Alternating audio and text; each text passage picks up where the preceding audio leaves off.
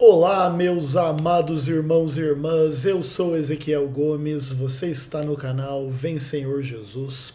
Daqui a pouquinho você vai ver o último debate que eu fiz lá na Rádio Musical sobre o reino milenial, o milênio lá no Antigo Testamento e tal. Acabou que não foi nem um debate, né? Foi um bate-papo teológico, não deu para se aprofundar muito, porque é um tema complicado e tal. Acho que inclusive é a primeira vez que esse tema é debatido, né? E eu e o pastor Alex, que debatemos lá, a gente converge em muitas coisas, então também, em alguns aspectos, é um pouco confuso para algumas pessoas. Mas eu espero que você goste do debate que você vai assistir daqui a pouquinho. Eu só vou aproveitar que eu vou publicar o debate aqui no canal e gravar aqui uns minutinhos falando com vocês. Pedir um pouco de desculpa para vocês pela minha ausência no canal nas últimas semanas. Eu não posso reclamar da minha vida é maravilhosa, Deus é incrível para mim e por mim e em mim, etc. Mas eu tô vivendo um momento assim um pouco complicado na vida, tá? Mas não é para vocês ficarem preocupados e nada do tipo. Mas assim, a minha vida tá passando por bastante revolução e transformação e tá mudando e vai mudar. E pra mim não tá sendo assim totalmente fácil digerir todas as coisas, então eu tô precisando de um tempo pra mim, tá? Mas eu quero voltar a gravar mais conteúdos, estar mais próximo de vocês. E peço um pouco de desculpa pela minha ausência aí, mas não fiquem preocupados, tá tudo bem. Se vocês precisarem de alguma coisa da minha parte, pode chamar no WhatsApp que a gente conversa. Se vocês estiverem sentindo falta de conteúdo, lembra que tem um monte de vídeo aí antigo do canal. Tem um vídeo meu onde eu falo dos sermões que estão aí na internet também. Você pode assistir e ouvir aí centenas e centenas de sermões. Então não fiquem preocupados assim com a minha ausência nos últimos tempos, tudo bem? É isso, um bom debate para vocês aí. Até o próximo vídeo, se Deus quiser. Um abraço. Olá, meus amigos, a graça e a paz de nosso Senhor e Salvador Jesus Cristo esteja com todos vocês. Eu sou o pastor Elias Soares e estamos aqui para mais um debate musical. E hoje o debate promete, porque é um tema escatológico e tem duas visões aqui que são diametralmente opostas. Há um anacronismo gritante nessa perspectiva escatológica, tanto de um lado como do outro. Mas antes de tudo, mandar um beijo aí para minha esposa, irmã Débora Soares, para Abigail Soares e para o Davi. E também para todos os meus amigos do nosso canal no YouTube, PR Elias Soares Oficial, e também do Instagram. Mandando um abraço também para o pastor Moisés Martins, ali da Academia de Pregadores. Estivemos anteontem, fazendo a gravação do nosso curso Onomatologia, um curso de especialização em onomatologia, o segredo por trás dos nomes. Abraço também para o Gustavo, para o Caio, para o Matheus, enfim, para toda a equipe aí da Academia de Pregadores e para todos os amigos e irmãos que estão sintonizados. Bom, chega de conversa, vamos agora para o fight. Bom, nós temos hoje um tema extremamente relevante para debatermos hoje. A questão é sobre o milênio. Existem várias correntes, pós-milenismo, amilenismo, pré-milenismo. Os dois que aqui estão são pré-milenistas, mas tem divergência na perspectiva acerca do milênio. E o tema é: quais são as evidências do reino milenial de Cristo no Antigo Testamento? Será que o Antigo Testamento apresenta alguma evidência desta perspectiva milenar de Cristo? Este é o tema e eu já quero aqui apresentar os nossos convidados. O primeiro convidado aqui, pastor Alex Mendes. Olha só, gente, o que eu vim fazer aqui? É doutorando e mestre em teologia pela Pontifícia Universidade Católica de São Paulo, a PUC, licenciado em letras, especialista em gramática e texto da língua portuguesa. É membro dos grupos de pesquisas LERT, Pesquisa em Literatura, Religião e Teologia, Questão de Deus, Grupo de Estudos do Protestantismo e Pentecostalismo e Sociedade Paul Church.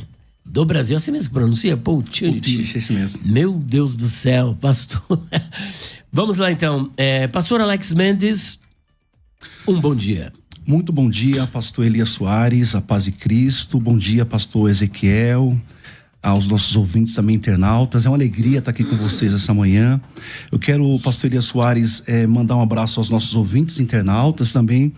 Mandar um abraço ao pastor José Domingos Bittencourt, pastor Arthur Bittencourt, da Deutinga, e também mandar um abraço ao ancião, ao Silas, da Congregação Cristã do Brasil, ali do São Roberto. Deus abençoe a todos. Muito obrigado, pastor. Muito bem, do outro lado nós temos também, pensando diferente do pastor Alex Mendes, o pastor professor Ezequiel Gomes. É pastor da Igreja Adventista do Sétimo Dia, Central de Jundiaí, bacharel e mestre em teologia pelo Centro Universitário Adventista de São Paulo. Também conferencista e escritor, com obras publicadas, é isso? Pela editora Reflexão. Isso. Muito bem. Seja muito bem-vindo, pastor Ezequiel Gomes, para o debate musical. Hoje não somos nós, viu, gente? Senhor Elias Soares, tá aqui, ó, toca a mão, tá aqui, ó, tá vendo? O pessoal acha que eu e o Elias, a gente não se gosta, pelo contrário, né? A gente tem um pouquinho de divergência teológica, um pouquinho só. Um pouquinho. Mas o Elias é um cara muito legal e o Alex também é um grande amigo. A gente tem o privilégio de debater e conversar já de longa data, em outros contextos, né? Temos inclusive nos estúdios hoje o Alexandre com a gente, que é um amigo em comum. Cara muito especial, um forte abraço para Alexandre. E eu não costumo mandar abraço para ninguém, né? Porque essa é a verdade. Mas hoje eu vou fazer uma exceção. Eu vou mandar um abraço para minha mãe. Minha mãe tá muito feliz aí porque ela ganhou uma causa na justiça. Ela tava muito preocupada com algumas questões aí em relação a uma casa, enfim. Mandar um beijo para minha mãe, dizer que Deus abençoe a sua saúde, sua vida em geral, e que tenhamos um ótimo debate hoje. Muito bem, chega de rasgação de seda, gente. Eu sei que vocês não estão aqui para ver nada disso. Hoje a tampa da chaleira vai voar. Bom, eu vou começar com o pastor Alex Mendes. Pastor Alex Mendes, diante do tema, quais são as evidências do reino milenial de Cristo no Antigo Testamento? O que é que o senhor tem para nos dizer? Muito obrigado pela pergunta, pastor Elias Soares. Olha, pastor, quais são as evidências do reino milenial no Antigo Testamento? Antes de entrar no tema, vamos então um pouco assim conceituar na visão pré-milenista o milênio. Para nós, o milênio é um período de 1000 anos de paz e retidão que se dará após a segunda vinda de Cristo, em que ele reinará sobre a terra, dando cumprimento às alianças abraâmicas, davídica, bem como a nova aliança. De acordo com o teólogo Charles Kendall, o milênio é descrito na Bíblia como o reino dos céus, o reino de Deus, tempo de refrigério, reino de Cristo, a regeneração, o mundo por vir. E é importante enfatizar que o termo milênio, aqui para os nossos ouvintes internautas, o termo milênio vem da expressão latina, pastor Elias, millennium, e daí se originou a palavra milênio. No Novo Testamento temos a expressão grega hilia et, para 1000 anos, o adjetivo hilia 1000 e o substantivo neutro et, anos. Aparece 11 vezes no Novo Testamento. Segundo Pedro 13:8, Apocalipse 11, versículo 3, 12, versículo 6, 14, versículo 20, capítulo 20, versículo 2, 3, 4, 5, 6 e 7. E de acordo com o gramático Heineken e Roger, 1000 anos é um acusativo de tempo indicando a extensão de tempo. Para nós, pastor Ezequiel, que somos pré-milenistas históricos ou primitivos, um milênio não precisa ser necessariamente literal, assim, o período literal, né? Então, assim, 1000 anos pra gente pode ser, por exemplo, a gente não se apega, né, a essa literalidade do milênio. Mas isso que acontece, para nós, aqui em Rápidos Argumentos, o reino milenial de Cristo, terreno, ele está fundamentado, pastor Elias, pastor Ezequiel, ouvintes, em 6 argumentos. Rapidamente. Primeiro, para cumprir as promessas feitas a Israel através do pacto davídico, a aliança davídica, segundo Samuel 7, versículo 13, Isaías 9, versículo 6 e 7, Lucas 1, versículo 30 e 33. Segundo, para a demonstração pública da glória de Cristo para as nações da terra. Terceiro, para responder a oração dos santos na oração do Pai Nosso, em Mateus 6 e 10. Venha o teu reino. Quarto, para cumprir a promessa de que os santos da igreja reinarão com Cristo, Apocalipse 13, 3 e 21. Quinto, para realizar a total redenção da natureza prometida, em Romanos 8, versículos 19 e 22. E sexto lugar, no relato pré-histórico, pré-milenista dos primeiros pais da igreja, eles tinham, pastor Elias, uma perspectiva de um reino pré-milenar, portanto, literal. Muito obrigado. Pela sua conclusão, esse milênio será aqui na Terra. Na Terra. Olha aí, professor Ezequiel Gomes, o que você tem a dizer sobre o tema? Bom, falar do livro do Apocalipse é muito difícil, porque você tem a natureza dos símbolos envolvidos, sempre pode dar margem para interpretações um pouco diferentes. Então, a discordância é o caminho natural no universo do estudo do Apocalipse. O que não quer dizer que não existam visões um pouco melhores e mais embasadas do que outras. E o Antigo Testamento, sem sombra de dúvida, é a chave para a compreensão do livro do Apocalipse em ampla medida. Claro que existem muitas referências também ao Novo Testamento, tanto que Cristo é o personagem principal do livro do Apocalipse, como o Cordeiro de Deus. Mas a própria ideia do Cordeiro já remonta ao Antigo Testamento, né? Quando se fala que Jesus é o Cordeiro de Deus que tira o pecado do mundo, que ele é o Cordeiro sentado no trono, que ele derramou o seu sangue e aquela coisa toda das imagens do livro do Apocalipse, você tem uma referência, obviamente, ao que acontecia no santuário, onde os cordeiros eram mortos para o seu sangue ser usado no contexto de expiação e redenção. E, ao mesmo tempo, você tem a mediação do Novo Testamento dizendo que é Jesus o verdadeiro cordeiro e que aqueles cordeiros do Antigo Testamento eram meramente símbolos e figuras e sombras da real realidade que é Cristo. E quando você começa a avaliar dessa perspectiva, existem muitas coisas no livro do Apocalipse que fazem referência ao Antigo Testamento. Você tem no livro do Apocalipse, por exemplo, 144 mil das tribos de Israel. É uma óbvia referência a Israel, às suas tribos e tudo mais. Ainda que, obviamente, o cumprimento disso ou não no presente, ou no passado, ou no futuro seja sempre muito complexo. Por exemplo, existem ainda essas tribos, elas estão intactas, existem descendentes dessas coisas. Isso é para ser tomado literalmente ou não? Só para dar pequenos exemplos, né? E você tem muitas outras referências ao Antigo Testamento. Você tem, por exemplo, o Rio da Vida em Apocalipse 22, uma referência importante a Ezequiel 47. Você tem referências ao livro de Daniel, basicamente no livro do Apocalipse inteiro. Você tem referências a Isaías, você tem referências a Jeremias. Temos uma referência muito legal ao mandamento do sábado, né, em Apocalipse 14, onde fala ali: adorai aquele que fez o céu, a terra, o mar e as fontes das águas. É basicamente a repetição do quarto mandamento, unicamente com a expressão do juízo, as fontes das águas, quando se abriram as fontes das águas, no contexto do dilúvio. Mas ali é o Deus que fez o céu, a terra, o mar e tudo que neles há, que é um remonte, né, da lembrança do dia de sábado. Entretanto, no milênio, nós entendemos que não há referência no Antigo Testamento. O pastor Alex, inclusive, eu gostaria que ele colocasse mais claramente que textos ele entende do Antigo Testamento que fazem referência ao milênio. Porque, por exemplo, ele cita 6 argumentos aqui em relação ao milênio, de que o milênio é o cumprimento das promessas a Israel. Mas o cumprimento das promessas a Israel tem que ver com a vida eterna, não meramente com um período de 1000 anos, seja ele literal ou simbólico. Seria, por exemplo, um período limitado de tempo. Então é 1000 anos de vida eterna e depois vem o quê, entendeu? Vamos colocar desta forma. E não somente isso. Ou, por exemplo, o cumprimento do próprio Pai Nosso, né? Venha o teu reino. Mas, por exemplo, na visão adventista, as pessoas vão viver eternamente na Terra, não meramente um milênio. O milênio, na visão adventista, é um milênio celestial. E o reino de Cristo também virá, entendeu? Não quer dizer que porque a nossa visão não existe um milênio de 1000 anos na Terra, que não vem.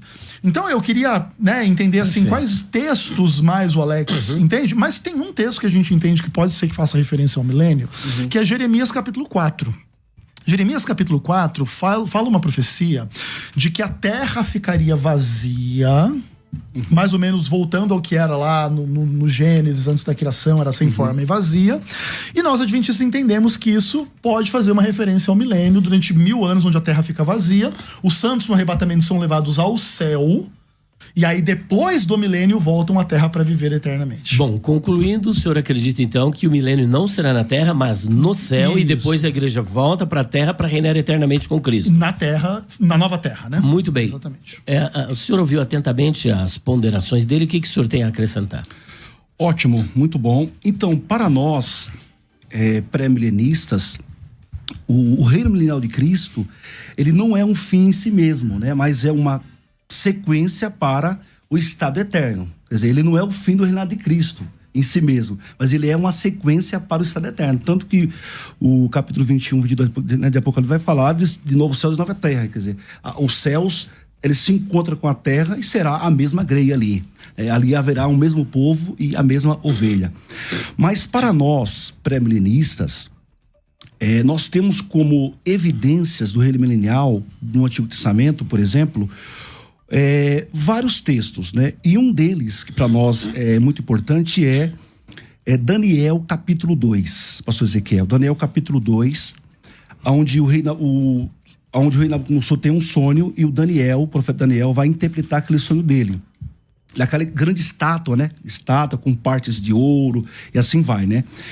E para nós, existe, por exemplo, Daniel 2, versículo 1 a 48, tem alguns versos importantes. Por exemplo, o verso 28 diz assim, ó: mas há um Deus no céu, o qual revela os mistérios, ele, pois, fez saber ao rei Nabucodonosor o que há de acontecer nos últimos dias. O teu sonho e as visões da tua cabeça que tiveste na tua cama são estes. Diz o verso 34, pastor Ezequiel. Estava vendo isto quando uma pedra foi cortada, uma pedra que veio da montanha foi cortada, sem auxílio da mão, a qual feriu a estátua nos pés de ferro e de barro e o esmiuçou. Diz o verso 44, mas nos últimos dias desses reis, o Deus do céu levantará um reino que não será jamais destruído, e esse reino não passará a outro povo, esmiuçará e consumirá todos esses reinos, mas ele mesmo subsistirá para sempre. Então, para nós pré-milenistas, esse texto de Daniel capítulo 2, onde Daniel tem um sonho da estátua lá, para nós esse reino, essa pedra que vem da montanha, que bate nessa estátua, né, e implementa ali um reino que jamais terá fim, para nós, esse texto, ele é uma forte evidência de um reino milenial na terra. Por quê? Porque Daniel, ele está vendo o quê? 4 reinos aonde? Na terra. Os reinos são na terra. Então, aonde está a montanha, né, com uma pedra que é uma figura do reino de Cristo, né, do reino de Deus? Aonde está? Na terra. E aonde esse reino vai ser implementado? Para nós, na terra. Então, para nós, a evidência textual é que esse reino, ele será na terra. Agora só, para nós, pastor Ezequiel, aquela profecia de Jeremias capítulo 4, que o pastor Ezequiel levantou ali, capítulo 4, versículo 23, né, 25, para nós ali, quando fala, né, sobre a terra vazia, destruída, para nós, esse texto para nós é simbólico. Para nós ali é um recurso literário, uma linguagem hiperbólica que o profeta está usando. Porque, por exemplo, Jeremias, ele compara a situação de Judá com o inverso da criação, que é interessante mesmo. Esse texto é muito interessante mesmo, né, pastor Ezequiel? Sim. Porque, da criação de Deus, quer dizer, o pecado do povo de Judá, que era local, havia transformado a terra em um local desolado, como um mar sem terra, um mundo sem luz e um deserto sem animais. Então, para nós, esse texto, ele é um recurso literário que o profeta usa, uma linguagem hiperbólica. Quer dizer, o pecado de Judá era tão grande, tão forte, que ele faz esse paralelo com a criação de Deus. A terra está um caos e Deus vai ter que recriar, fazer esse milagre, então. Muito bem, obrigado. E aí, professor Ezequiel? Legal. Assim, eu ainda senti falta, Alex, de alguns outros textos que são bastante usados em relação ao milênio, para dizer de uma suposta fonte no Antigo Testamento, mas a gente pode falar um pouco sobre Daniel capítulo 2. Entretanto, o que acontece é que o reino de Cristo vai suceder aos 4 reinos anteriores representados nas 4 divisões da estátua, é uma coisa que se cumpre plenamente na visão adventista. Entende?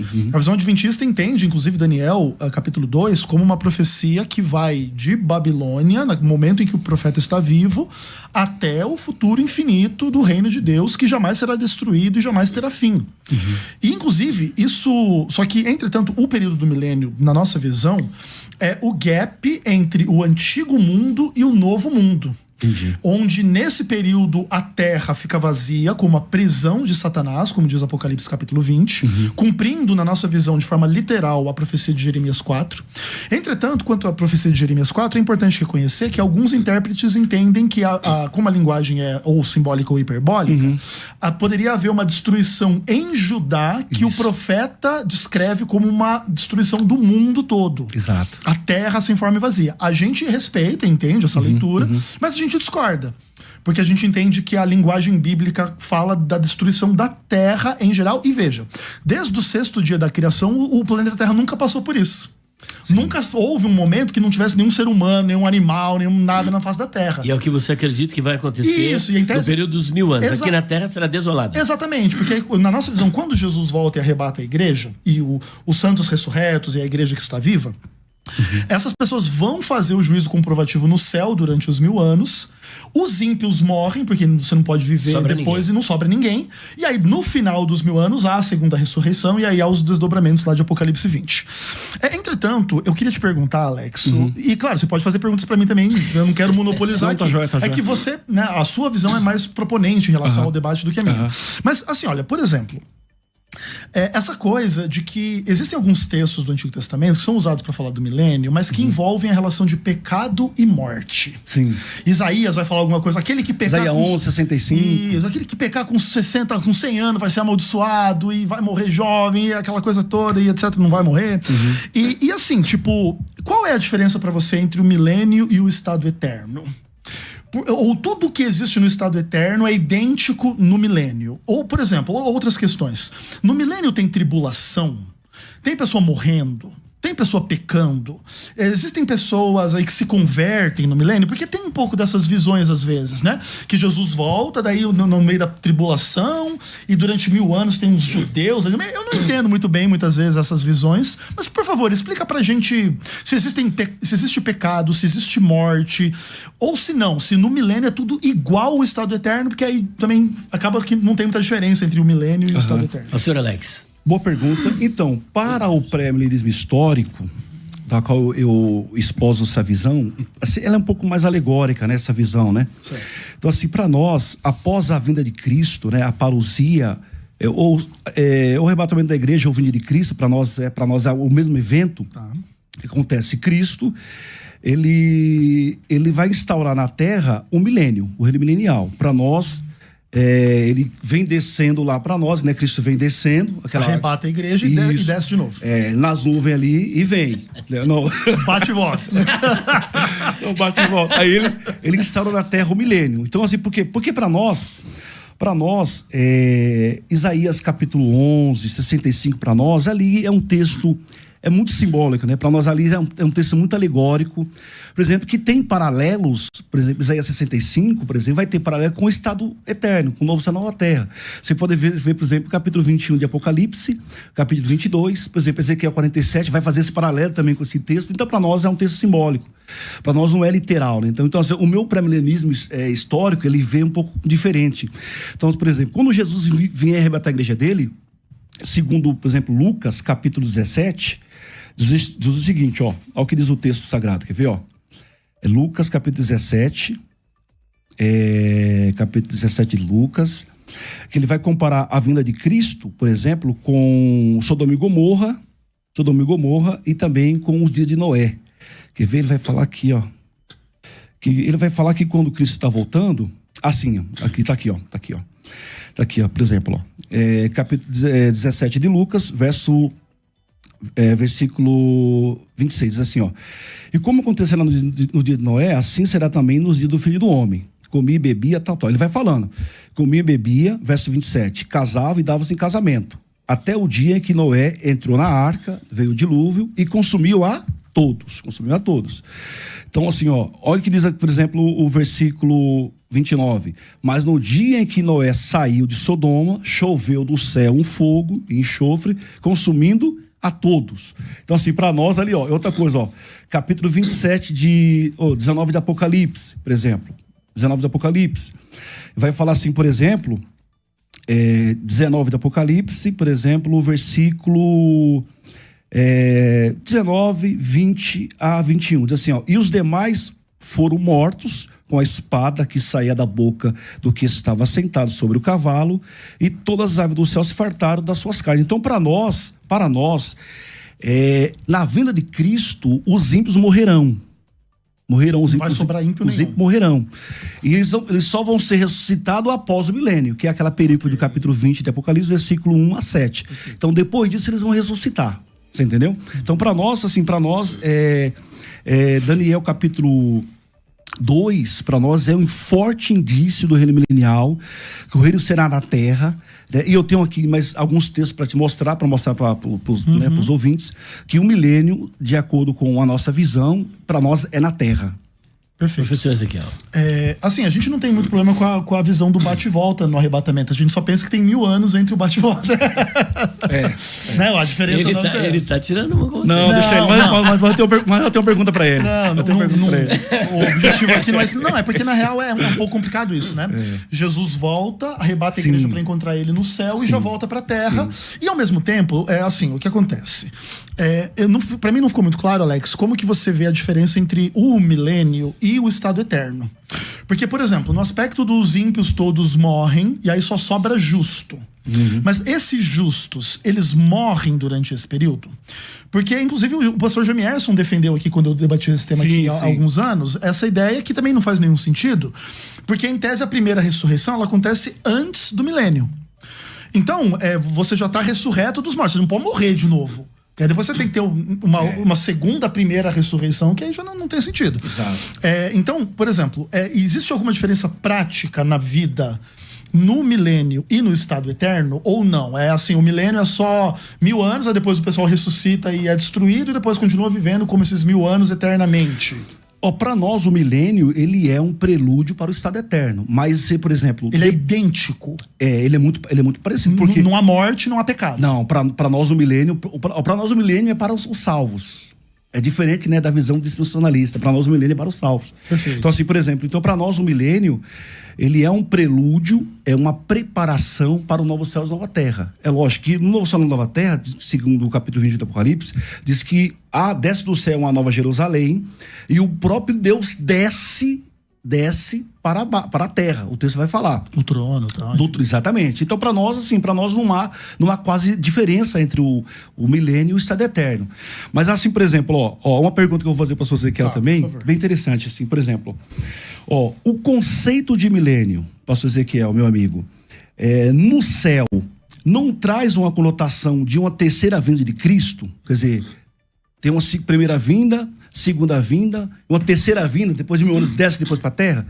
O bate e volta agora é depois de 1000 anos, né? Isso, é a mesma coisa, concordo. Então, assim, na sua opinião, essa conotação de um milênio no céu não traz uma ideia de uma terceira vinda de Cristo? Sim. Não traz? Traz. Mas é assim, como na nossa visão existe uma transformação da natureza entre a segunda e a terceira vinda, a terceira vinda, supostamente, ela é só o estado final, a inauguração do estado final, de fato, como será.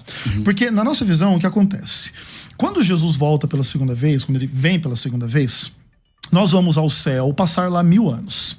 Nesses 1000 anos, na visão adventista, se faz o juízo comprovativo, onde, de alguma maneira, se participa do juízo dos perdidos. Na nossa visão, a ideia é que não pode restar nenhuma dúvida no coração de ninguém da justiça de Deus no trato com todas as pessoas. Sim. Então, vamos dizer assim, eu morro hoje, e aí Jesus volta daqui 200 anos, eu ressuscito e eu vou passar 1000 anos com ele. Por que eu tô no céu e o Elias não tá? Não, brincadeira. Por que eu e o Elias estamos lá no céu? Por que eu e o Elias estamos lá no céu? Por que a minha mãe não foi? Ou por que eu não fui? Chegou lá no céu e eu não tô lá. Sim. Então, nesses 1000 anos, em tese, existe toda a noção de Deus abrir os registros e dizer, olha, todas as oportunidades oportunidades foram dadas para todas as pessoas, para o arrependimento, para a fé, para a conversão, para o novo nascimento, para uma nova vida. Mas olha, essa pessoa aqui, ela escolheu esse pecado, ela preferiu o diabo, ela preferiu isso, aquilo. E aí, nesses 1000 anos, se esclarecem as questões. Quando esse esclarecimento ele é cabal e pleno diante de tudo e todos, sabe aquela ideia de que nada está escondido, que não será revelado? Sim. Essa noção toda, essa parte do juízo. Quando isso está plenamente realizado, aí a Nova Jerusalém desce. Aí você pode chamar de uma terceira vinda, não há problema. Sim. E aí, quando ela desce, os ímpios mortos vão ressuscitar. Sim. E aí, quando os ímpios mortos ressuscitam, se cumpre Mateus 25, que aí uns são colocados de um lado, outros do outro. E ali também se cumpre Filipenses 2, onde todo joelho se dobra e diz, opa, peraí.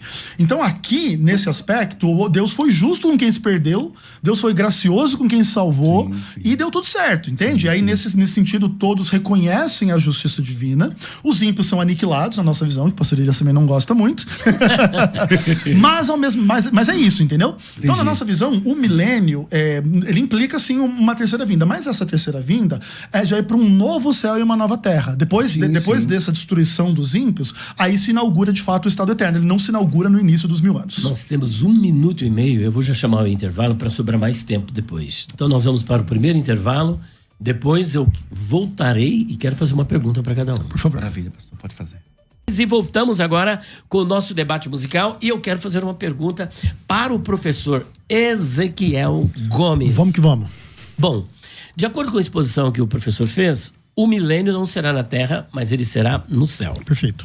Se isso é verdade, o senhor também acredita que enquanto a igreja está com Cristo no céu, aqui a Terra está inabitada, ela estará queimando, né? Porque é um tipo de um lago de fogo aqui na Terra, porque ela está sendo desolada, está sendo queimada, logo não tem nenhum ímpio aqui sobrevivendo na Terra, porque todos foram, na sua concepção, aniquilados. Perfeito. Porque existe uma aniquilação pela morte e a aniquilação definitiva na segunda morte. No lago de fogo. Muito bem.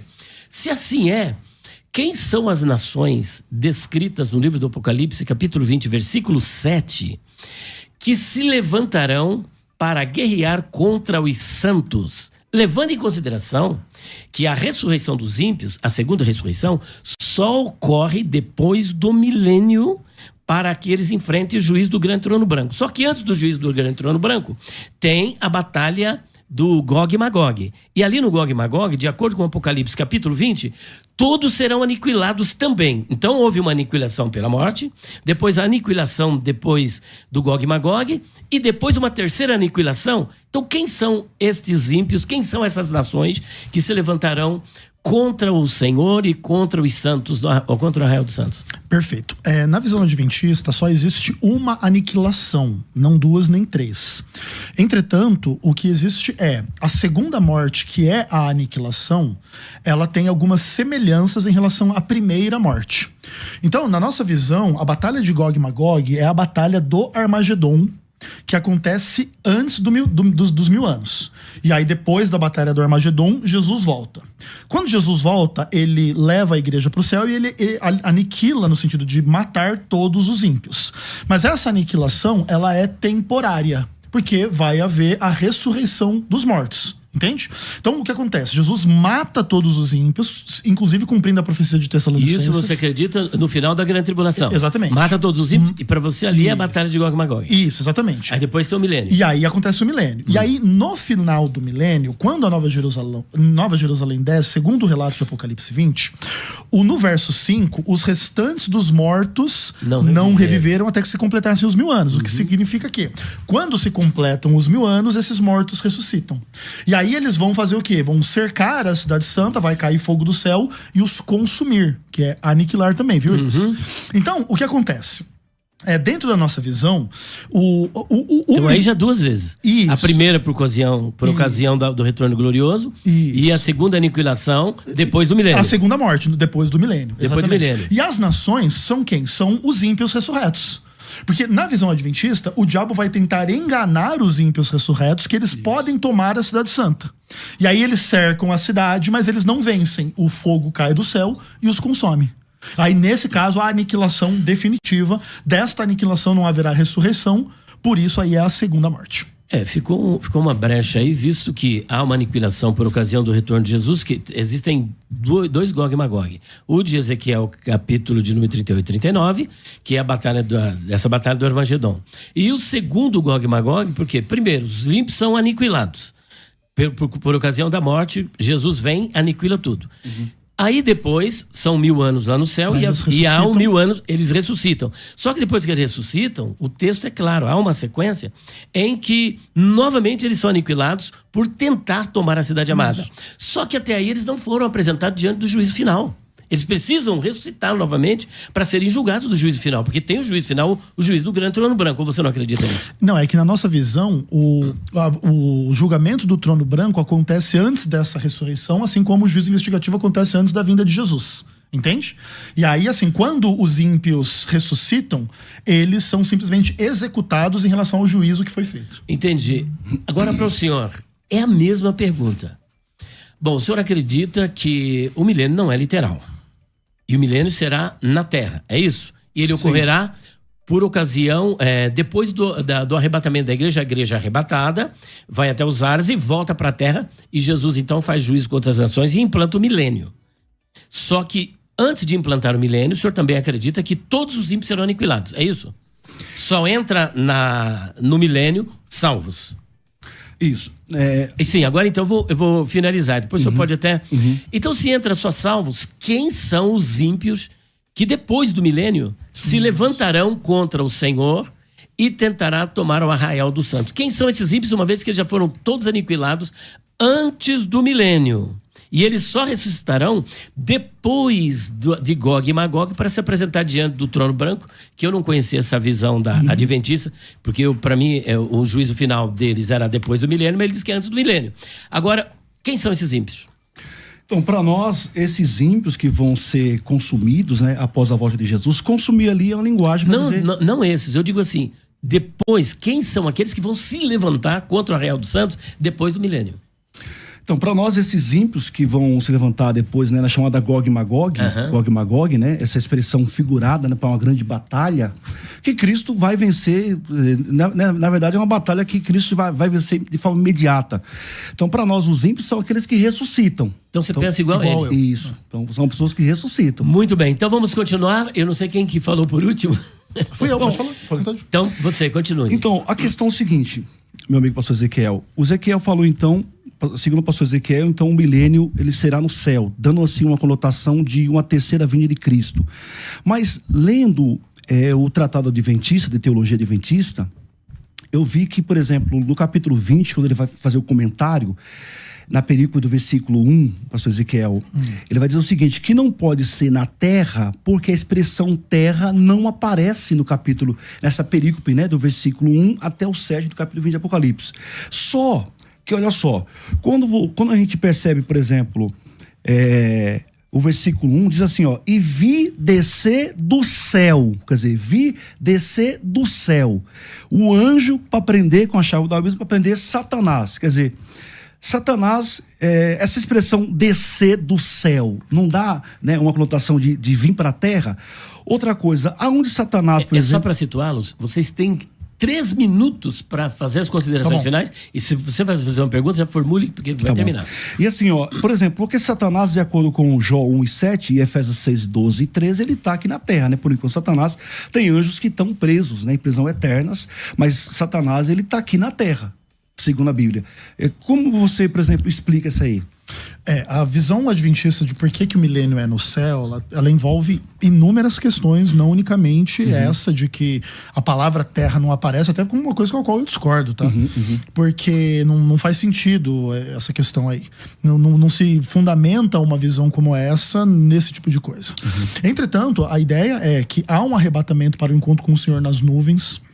Além disso... Nos ares, você quer dizer? Nos ares. E, além disso, você tem a ideia de que existe o julgamento do trono, que é um pouco referente aqui ao trono branco em Apocalipse 20, que tem a linguagem remanescente de Daniel capítulo 7, que é uma visão absolutamente celestial, não é uma visão terrena. O julgamento neste trono. E, inclusive, nesse aspecto, se explica a visão, a dúvida do Elias.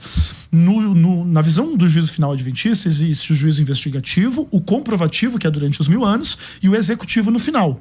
O juízo que acontece depois do milênio é o executivo, dos ímpios que já foram julgados previamente. Lembra que nos 1000 anos a gente passa vendo por que as pessoas foram para o céu ou não? Ali se revela por que o ímpio não foi. Ali é o juízo deles. Aí eles se ressuscitam e cai fogo do céu e os consome. Considerações finais. É 1 minuto só para cada um, não posso passar. Pastor, muito obrigado. Olha, para nós, pré-milenistas, o milênio no Antigo Testamento está fundamentado em 3 argumentos. Por exemplo, no sonho de Daniel, Daniel capítulo 2, versículo 48. Segundo, no sonho de Daniel ainda, o capítulo 7, dos reinos que Daniel vê. E terceiro ponto, no renovo de Davi, Jeremias 23 e 5, onde ele vai falar claramente, por exemplo, de um renovo de Davi. Eis que vem dias, diz o Senhor, que levantaria Davi um renovo justo, e sendo rei, reinará e agirá sabiamente e praticará o juízo e justiça na terra. Então, para nós, esse argumento, deixa claro. Professor Ezequiel. Legal. Discutir o livro do Apocalipse é sempre um desafio, é amplo, complexo, profundo, mas a visão adventista é uma visão muito bem calcada no texto, nas fontes do texto, nas dinâmicas do texto, e obviamente a gente respeita as visões contrárias, porque nesse aspecto a divergência de pensamento é natural e normal. Só aproveitando, em qual texto está escrito que o juízo final será antes do milênio? Não, obviamente as coisas não são colocadas dessa forma. Obviamente as coisas não são explicadas dessa forma, né? Mas assim como a Bíblia também não diz que a Trindade é 3 pessoas e um só Deus, são convicções teológicas calcadas no texto, mas cuja linguagem vai além do texto. Perfeito. É como qualquer doutrina. Mas o fato é, discutir esses assuntos é sempre muito legal, e eu recomendo que o telespectador e o ouvinte sempre se aproxime do texto apocalíptico com humildade, levando as visões contrárias em conta para criar o seu próprio entendimento. Pode deixar suas mídias, depois o senhor também. Pode seguir lá no canal @VemSenhorJesus no YouTube. Meu canal é no Instagram, @AlexBendes4813. Muito obrigado, pastor Elias. Olha, que Deus abençoe a todos vocês que nos acompanharam. Deu para vocês compararem as duas visões. Existem alguns pontos de semelhanças, mas também existem divergências. E para você que já ouviu aqui a nossa promoção, está aqui o nosso kit em 10 parcelas de 48 ou 420. Para você que quer fazer a pré-compra do nosso livro, Os Pregadores Dizem, mas a Bíblia não diz, não se esqueça, 0 operadora 11 94901 6633. Que Deus abençoe a todos vocês e até o próximo encontro, o próximo debate musical, se Deus quiser. Um abraço. Um abraço a todos.